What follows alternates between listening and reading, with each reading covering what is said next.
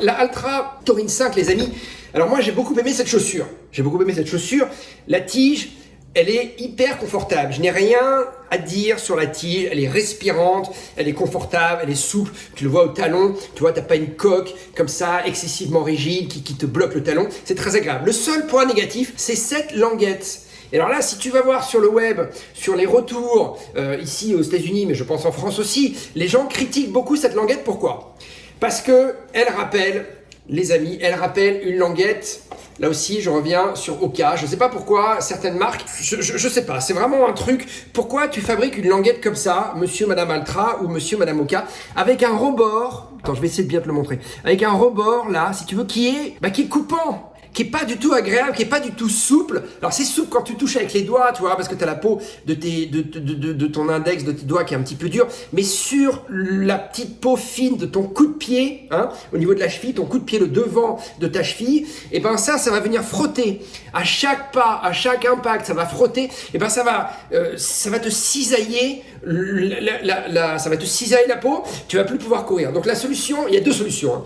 La solution que moi j'ai, mais qui est pas idéale parce que du coup ton pied il est moins bien tenu dans la chaussure, c'est de mettre les semelles, enfin les languettes pardon, c'est de les coucher comme ça, tu vois. Alors ça tient, hein, la structure de la semelle elle est fabriquée de telle manière que ça tient. Voilà, c'est suffisamment solide comme ça tient. J'ai couru hier avec, j'ai fait 20 bornes avec, ça tient, ça bouge pas. Le seul souci évidemment, c'est que tu as un espace ici qui est beaucoup plus large, donc ton pied il est un petit peu moins tenu. Une des solutions, c'est éventuellement de passer les lacets dans les derniers trous, là, les derniers pans de lacets, et pour la serrer un peu plus, mais du coup, ton lacet va venir devant ta semelle, ça va pas être très agréable non plus. Bon, voilà. La deuxième solution, si tu veux pas le plier ou si t'as pas confiance, c'est de la couper, la semelle. Mais moi, j'ai pas essayé parce que je me dis, si je la coupe, la structure le caoutchouc là, de la semelle, pas de la semelle, de la languette, est telle, si tu veux, que même si tu coupes, je pense pas que ça va arranger le schmilblick, je pense même que ça risque d'aggraver le truc et que tu vas ruiner la chaussure, tu ne pourras plus jamais la porter. Donc la solution pour moi, c'est tu la portes comme ça,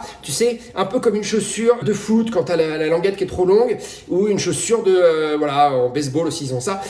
Bon, voilà, ça c'est la solution, et c'est la seule solution que je vois. Non, pardon, mais qu'est-ce que je suis bête moi. La troisième solution, les amis, c'est d'avoir une chaussette qui monte beaucoup plus haut que, voilà, moi j'utilise des chaussettes, vous savez, qui s'arrêtent sous la malléole. Tu vois, tu as ton pied qui est comme ça, et ben la malléole elle est là, moi ma soquette, elle s'arrête sous la malléole. Alors c'est pour l'esthétique, c'est vachement bien, pour le confort, moi je trouve ça très agréable aussi, mais bah, avec une chaussure comme ça fonctionne pas. Donc avec une chaussure comme ça, une languette comme ça, il faut que tu aies une chaussette qui remonte. Voilà. Si tu as une chaussette qui remonte, il n'y a pas de souci. La languette, elle te gêne pas, voilà. Mais le problème c'est qu'on est en été, quand il fait bien chaud, tu es bien content d'avoir une petite chaussette, une petite soquette qui vient comme ça ici sous la malléole. Et ben tu peux pas mettre cette chaussure, ou alors tu la mets que avec la languette comme ça. Donc ça c'est un peu le souci, et je me demande même si tu utilises une chaussette très très fine, si ça à force, tu vois, ça va pas venir, si tu cours 2 heures, 3 heures avec, si ça va pas venir finir par quand même te cisailler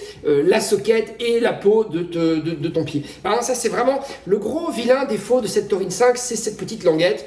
Bon, je vous dis, il y a 2-3 parades, c'est la chaussette longue, le fait de le plier ou la couper, mais la couper, moi je recommande pas. Hein. Ceux qui essaient de couper, tenez-moi au courant, dites-moi comment ça fonctionne, mais à mon avis, c'est pas la bonne idée. Sinon, cette tige elle est très agréable, la semelle externe, bon, on le voit, il n'y a pas beaucoup de crampons, hein, mais c'est une chaussure, pas une chaussette, c'est une chaussure de route, hein, donc voilà, et c'est pas d'aller faire du trail running avec, parce que ça va pas du tout accrocher, c'est enfin c'est pas très lisse, mais c'est beaucoup trop lisse pour aller faire du trail running, engagé avec des grosses pentes, c'est pas la bonne chaussure. Cela dit, pour courir sur sentier pas engagé, relativement plat, il n'y a pas de souci, hein, il n'y a pas de souci particulier. Alors attention à ça, tu vois, parce que c'est une tige qui est très respirante. Donc du coup, si tu cours sur les sentiers, eh ben, tu vas te rentrer plein de trucs à l'intérieur. Il faut vraiment que ton sentier soit dégagé et qu'il n'y ait pas d'épines, qu'il n'y ait pas de brindilles qui peuvent être susceptibles, un peu rigides, de te rentrer à l'intérieur. Parce que tu vois, regarde, je viens de me piquer le doigt avec, et ben ça m'a fait un mal de chien, voilà.